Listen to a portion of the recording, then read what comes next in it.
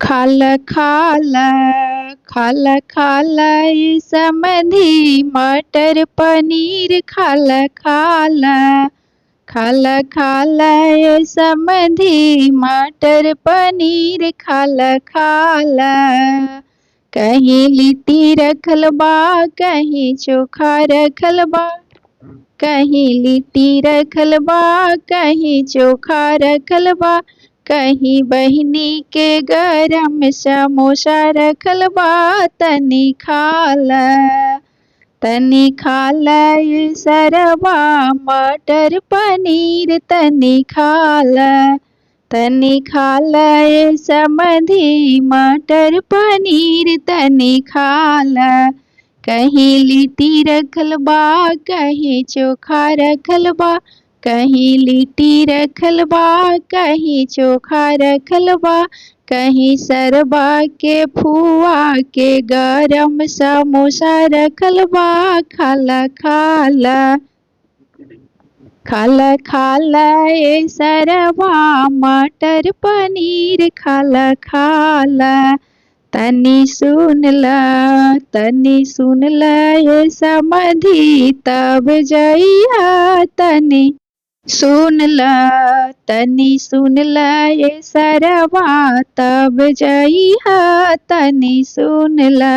तोहर बहिनी छिनार घूमे पटना बाजार खोजे सौ यार तनी सुनला। तहर फुआ छिनार घूमे पटना बाजार खोजे सौ यार तनी सुनला।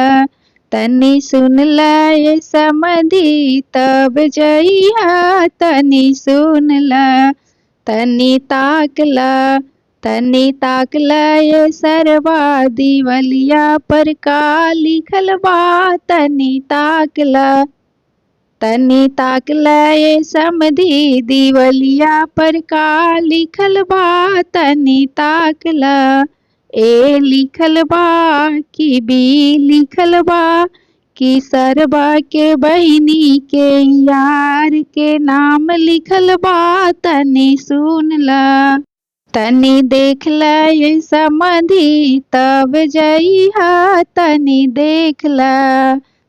देखला दिवलिया पर का लिखल बा। तनी देखला ए लिखल बा कि बी लिखल बा, समधी के बहिनी के सौ यार के नाम लिखल बा। तनी पढ़ला ये सरवा तब जइहा तनी पढ़ला ये समधी तब जइहा। खाला खाला ये समधी मटर पनीर खाला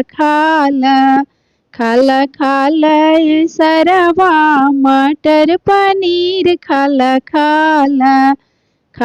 खाला ये बबुआ मटर पनीर खाला।